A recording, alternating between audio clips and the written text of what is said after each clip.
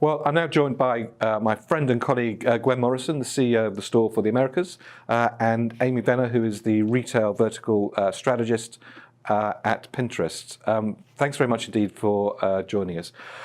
Amy, when you search for stuff these days, it's a very sort of, I suppose, technological process. Zero serendipity around it, and very uncurated. How do you see the world changing in terms of this notion of curating some content that allows you to have a sort of a more rounded view of what you're seeing?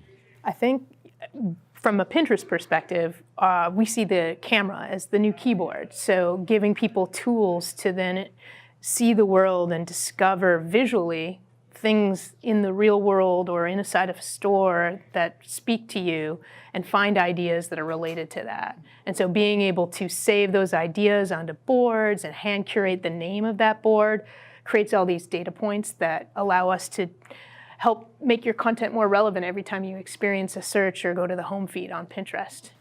And how, Gwen, do you see that now developing to help people understand ranges, to get a feel of the sort of styles that they may be interested in, as opposed to an individual product and a SKU? Sure, and I'll give you an example. If you were just keying in, men's blue dress shirt as a search using words, whether it's mobile, tablet, or otherwise, you'll get maybe a couple blue men's shirts, then you'll get a red shirt, then you'll get a blue dress, then who knows what you're going to get. And I've seen this with some of the most sophisticated formats and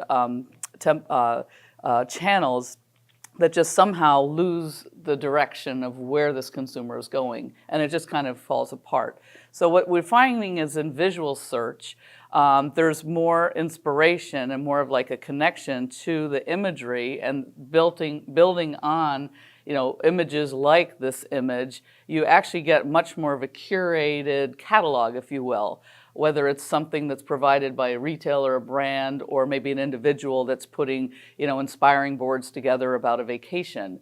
And the other side to that could be the opportunity, the upside, that it is more of a creative discovery process. So the individual consumer is replicating the best of retail experiences when they're engaging with visual search.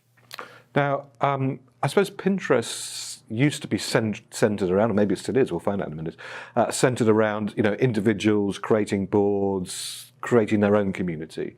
How have companies and brands now used Pinterest? Yeah, so the majority of content on Pinterest is from brands or retailers, and the consumer experience is being able to discover things that are, to Gwen's point, aesthetically similar. So a blue shirt to Gwen may be something very different than a blue shirt for me, where I have a button down, it's a little more androgynous.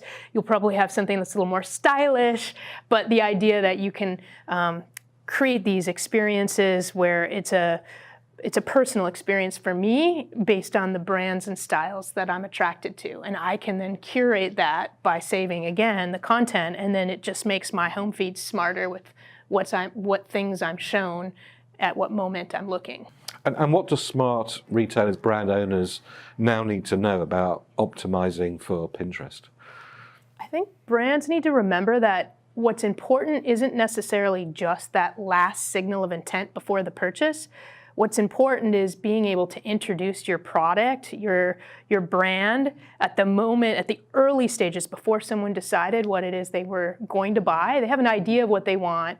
They're in market for a Sunday brunch pair of jeans or a Sunday brunch hat, but they don't know who they're going to buy it from yet. If you're in the consideration set early on and you have the opportunity to have a visual lifestyle image, not just a product laydown shot and a price point, being there at the early stage guarantees that you're part of the consideration later. Well, you had a great phrase. It was called return on inspiration. Yeah. Which That's I nice. love this, and I think we want to dig deeper into it. But really getting to investing and inspiring consumers is that's the wide part of the funnel. Yeah, once you get an inspired consumer, the Because- passion that drives that purchase makes it accelerated, makes them spend a little more to fulfill that vision of what they're trying I mean, to it's difficult achieve. to use those words, sort of passion in terms of a search engine, is it? I mean, that's, I don't know.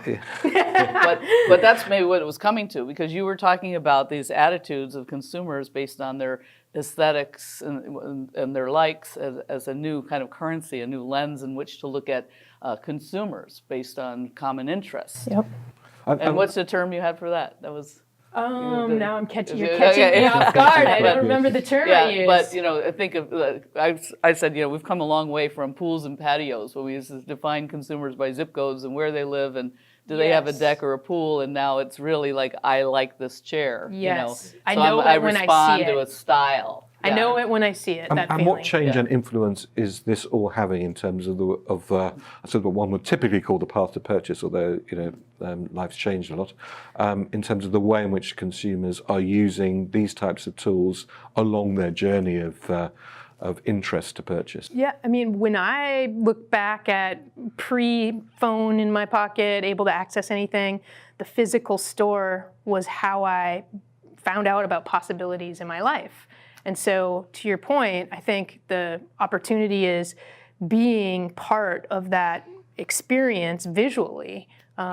Early enough on, you just change the dynamics of the path to purchase, and you're pivoting from inspired to let's drill down deep and look at the 5 retailers that offer those products, but not quite what I'm looking for. Go back up. Oh, I love that. Go back down. That really is a unique behavior. Like one of the themes that's already emerging at Stream Commerce here in Miami this morning is how important voice is going to be in the future for all of us, for brand owners, for consumers, and for retailers. What's your view of voice and what people need to know? I think it has a long way to go still. I would certainly not recognizing the more emotional cue from the voice. There's been some frustration where you're going down the path. I saw the example. If you say, I want a hotel not near the Eiffel Tower, you're as likely to get that hotel recommendation that is near the Eiffel Tower. So just some of these subtle, the languaging of it still has a long way to go. I think what's been interesting this morning, building on the themes of technology, shopping, bringing in the humanity of it, and then this inspirational idea is that you want to see a future where we're taking voice and visual imagery together, potentially, to start to get much better at this kind of a conversational way to shop that's more sensory.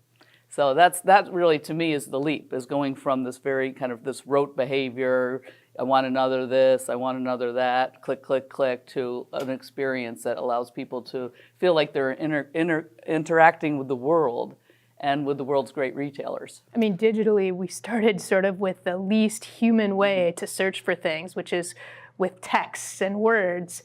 The most human way for a physical experience is navigating with your eyes. Yes. And Pinterest in a voice-enabled world? I mean, what can we expect? Our focus really is allowing that sort of mobile, with that limited real estate that everyone covets, having the most inspiring, discoverable experience that allows for a more personalized sort of exchange. So that's our focus. We're sticking to it. Okay, well, Amy and Gwen, thank you very much for joining us. Thank you very much for Appreciate having us. it.